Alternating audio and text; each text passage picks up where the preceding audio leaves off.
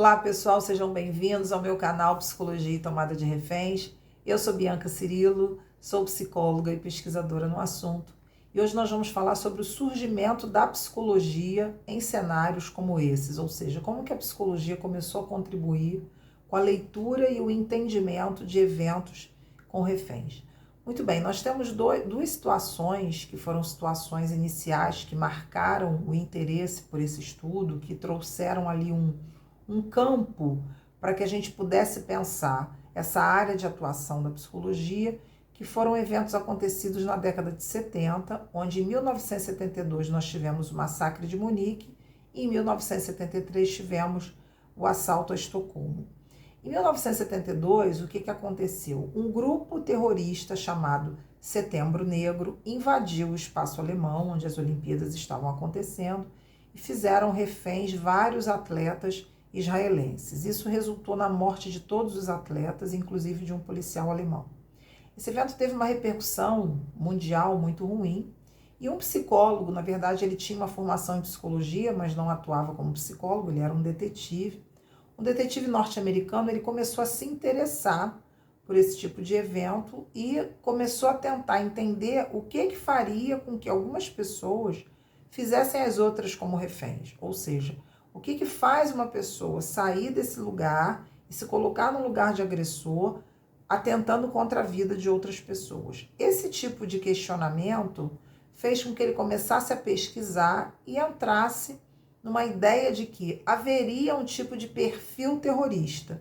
Isso foi muito sério porque quando a gente considera a própria influência da formação do FBI, aquilo que falamos nos vídeos anteriores, como que essa lógica do inimigo público está muito presente no contexto norte-americano, ou seja, como que eles estão, de alguma forma, reeditando um pouco o Lombroso, essa ideia de uma criminologia onde a gente tem ali a figura de alguém que já teria uma tendência, ou seja, o norte-americano ele tem muito esse olhar, eles partem muito disso.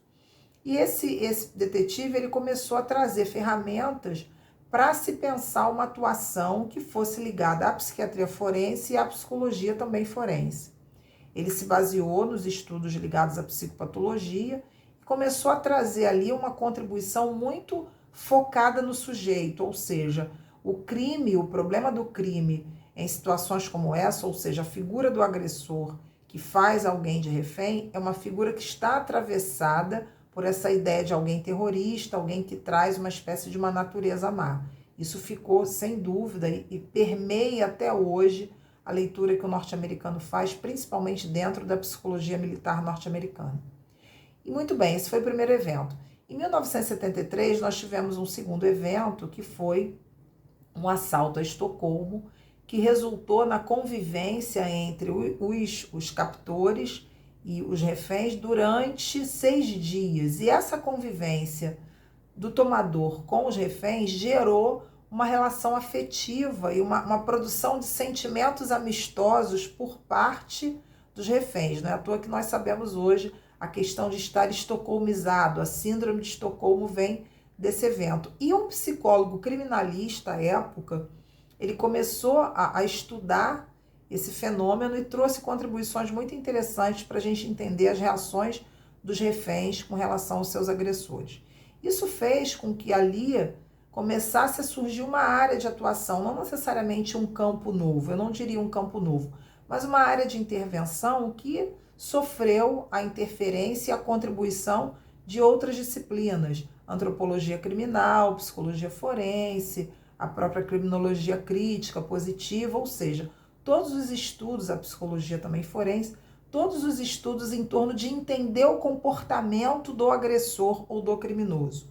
Essa lógica é uma lógica muito forte no contexto norte-americano. Não é à toa que quando nós vamos estudar a tomada de reféns, dentro do campo de gerenciamento de crises, é importante a gente entender isso, porque o campo do gerenciamento de crises é um campo de intervenção policial, ou seja, a polícia ela tem a função de atuar em todas as situações críticas de ameaça à vida que extrapolam essa lógica de controle social, ou seja, alguma coisa que foge ao controle social. Com certeza, o gerenciamento de crises ele traz um leque de intervenções que a tomada de reféns entra ali como um dos braços, digamos assim, de atuação policial nessa interface também com os especialistas. Então, isso em termos genéricos, como que o campo de gerenciamento de crises é visto, é denominado, enfim, é classificado. Muito bem, depois que isso aconteceu, a gente tem o FBI entrando em ação, né, junto com esse contexto. O FBI já estava presente, enfim, atuando desde 1908, e essa ideia trazida por esses eventos foi uma ideia que acabou sendo uma ideia hegemônica, ou seja, a leitura que o norte-americano faz da psicologia dentro desse contexto, o psicólogo ele fica como um avaliador. O psicólogo avalia a personalidade do tomador, o psicólogo classifica e descobre qual seria o perfil do tomador de reféns para que ele, através dessa descoberta, ele possa contribuir com informações sobre a psicopatologia do indivíduo. Quando eu entrei em contato com isso, eu não descartei essa psicopatologia, até porque não é para descartar. A ideia é que nós entendamos que essa contribuição, digamos assim, essa contribuição teórica, ela traz, sem dúvida, muita luz para que você possa se situar. O grande problema é quando você acredita que, enquanto psicólogo, você vai ficar restrito a dar conta desse tipo de intervenção através de uma leitura que é uma leitura de herança lombrosiana, uma leitura que simplesmente classifica para dar um aval que vai valorar, digamos assim, né, o tipo de vida que ali que está em jogo, e você acaba se comprometendo eticamente. Então, a ideia não é descartar a psicopatologia. A ideia é saber utilizar essa ferramenta para que você não seja capturado e manipulado por toda a intervenção que o sistema traz ali. Muito bem, isso é uma coisa. Quando eu comecei a aprofundar, melhor dizendo, a entender melhor qual era o contexto, que tipo de visão do indivíduo estava presente, quais eram os vetores que atravessavam essa prática, eu me deparei com a psicologia militar norte-americana e fiquei muito preocupada com uma certa acomodação dessa lógica, ou seja, você tem um terrorista, você tem um psicopata, você tem um depressivo, você tem determinados perfis e basta entender o perfil para que você trace um tipo de intervenção. Isso começou a me incomodar, porque eu não vejo assim. Como eu falei, é importante ter a leitura da psicopatologia, mas é fundamental conhecer os outros vetores, principalmente os vetores políticos. Então, o que eu fui fazendo ao longo da pesquisa? Eu fui buscar as contribuições do Guattari, eu fui buscar as contribuições da esquizoanálise e eu comecei a entender que tipo de subjetividade estaria presente dentro desse cenário, ou seja, quando eu estabeleço uma forma de pensar o indivíduo através de uma identidade pronta, o diagnóstico do criminoso, e isso basta para que a intervenção aconteça, eu acabo perdendo uma série de outros fatores na construção desse conceito de subjetividade que, sem dúvida, vão empobrecer a minha intervenção e vão comprometer também a minha intervenção.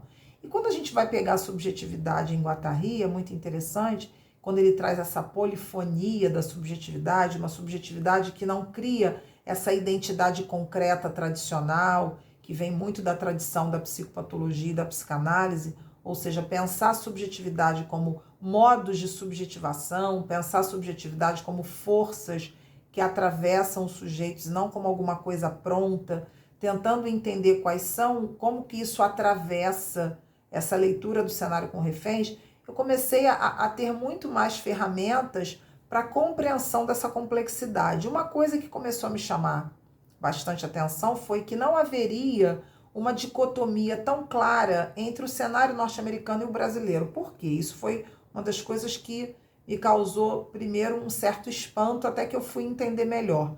Porque pegando esse conceito da subjetividade que o Guattari fala para gente, ele traz uma noção muito interessante no Cartografias do Desejo, que é a subjetividade capitalística. Essa subjetividade que é subjetividade extramuros, uma subjetividade que não está circunscrita a um aspecto puramente cultural. Você pensar nessas forças de subjetivação que atravessam dentro dessa lógica do global, dessa lógica que é uma lógica capitalística, que ele chama de capitalística, e que faz com que a gente entenda que o que é norte-americano não é tão norte-americano assim, porque existe, gente, saindo um pouco do Guattari, pegando até o que a gente tinha falado nos vídeos anteriores, existe uma política de extermínio, que o Hobsbawm vai falar dessa globalização, como que essa globalização facilitou essa prática para que a gente para que a gente entendesse ou criasse essa ideia dessa vida descartável, ou seja, a partir da leitura histórica dele, a gente começa a entender que esses fatores são atravessados dentro desses espaços culturais, a gente começa a entender que a lógica com reféns no Brasil começa a seguir uma linha muito parecida, ou seja, como que eu vou, enquanto psicóloga, traçar puramente um perfil para confirmar quem é a ameaça? Porque não é o que é a ameaça, é quem é a ameaça. O psicólogo, a partir da interferência da psicologia militar norte-americana, fica num lugar que é um lugar muito complicado, que é aquele que vai conseguir prever o comportamento. Ou seja, todo o aparato da testagem, como eles fazem, todo o aparato, toda a ferramenta que a psicologia traz no entendimento do comportamento do sujeito, é um aparato que confirma essa lógica de que realmente a natureza do mal, haveria uma natureza do mal e essa natureza está ali no agressor. Isso descarta, como eu falei, essa relação, descarta esses vetores que são vetores políticos, que trazem uma série de forças de potência para que a gente possa pensar outros conceitos, pensar outras formas de entender o indivíduo. Então, assim, o surgimento da psicologia nesse cenário, ele segue essa linha do FBI. O FBI depois ele elaborou esse manual. Aqui no Brasil, eu tive a oportunidade de estudar o manual do Instituto de Segurança Pública, no Rio de Janeiro, que surgiu em 2008, que foi um manual que traz o gerenciamento de crises e também um manual de negociação de conflitos, mas também herdeiro dessa ideia norte-americana, ou seja, herdeiro dessa lógica ainda muito atravessada por uma visão que é uma visão muito unilateral, muito preocupante quando você fica com algo radical, que é só daquele jeito.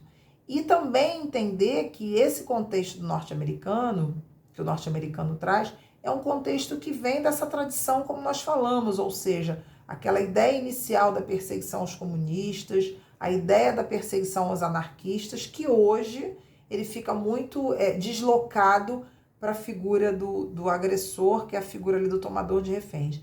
Então, pensar a psicologia nesse cenário inicial é considerar esses dois eventos históricos e considerar uma psicologia muito restrita ao diagnóstico.